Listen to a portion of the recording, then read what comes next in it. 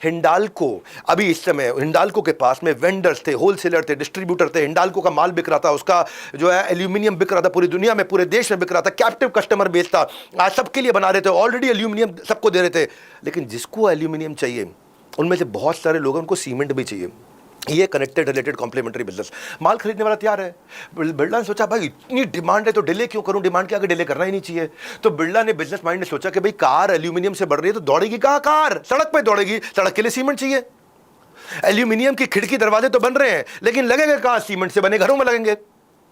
जहां एल्यूमिनियम का खिड़की दरवाजा लग रहा है, भाई सीमेंट से पहले घर बनेगा तब तो खिड़की दरवाजा लगेगा, तो सीमेंट भी बेचूंगा मैं।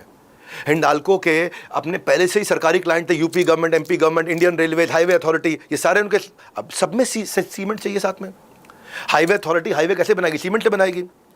अगर एमपी गवर्नमेंट अगर इनका एल्यूमिनियम यूज करके घर बना रही है, यूपी गवर्नमेंट घर बना रही है, तो घर बनाने में सीमेंट चाहिए। इंडियन रेलवे के लिए भी सीमेंट चाहिए। Connected related complementary business, Grasim और हिंडाल्को के बाद बिरला को एक मौका, मैग्नेट ने इनको एक नए मौके को खोज निकाला, और ये मौका था बढ़ता हुआ अर्बनाइजेशन, क्योंकि शहरीकरण हो रहा था, शहरीकरण हो रहा था, गांव को शहर में कन्वर्ट किया जा रहा था, इंडस्ट्रियल डेवलपमेंट बहुत जोरों शोरों पे था, इंडस्ट्री बनेगी, सीमेंट लगेगा। अब वक्त आ गया था डेवलपमेंट को मजबूती देकर के अपने एम्पायर को खड़ा करना। यहां से एंट्री हुई इनके अगले हीरो प्रोडक्ट की, और उसका नाम था शुरू में विक्रम सीमेंट। अभी अल्ट्राटेक सीमेंट नहीं था, विक्रम सीमेंट।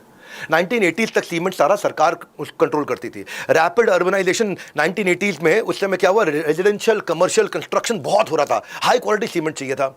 लेकिन गवर्नमेंट ओन प्लांट, उस डिमांड को सरकार नहीं कंपनियां चला सकती।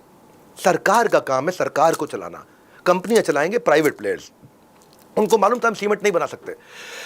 82 में गवर्नमेंट ने क्या कर दिया, डीरेगुलेट कर दिया 1982 में सीमेंट इंडस्ट्री को, और डीरेगुलेट करके उन्होंने कहा कि भाई प्राइवेट प्लेयर्स में आने चाहिए। अगर मैं खाली 25 मेट्रिक टन पर एनम की कैपेसिटी बना लूं तो मेरा ग्रॉस प्रॉफिट अगर 25% है, आदित्य बिरला को समझ में आ गया भाई अब सीमेंट धंधे में जाना चाहिए।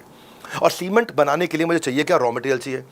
ये हमेशा क्या करते थे, पूरा वैल्यू चेन पकड़ लेते थे पीछे तक का। जैसे पहले भी पकड़ा ना उन्होंने, एल्यूमिनियम में भी पहले बॉक्साइट की माइनिंग भी खरीद ली, एल्यूमिनियम के रोल्स भी बना दिए, रोल्स बना करके रॉड और पाइप बना दिए, और रॉड पाइप बना के बेचना शुरू कर दिया। ऐसे इसने कहा कि भाई मेरे को सीमेंट में लाइमस्टोन चाहिए होता है, और लाइमस्टोन मध्य प्रदेश में है।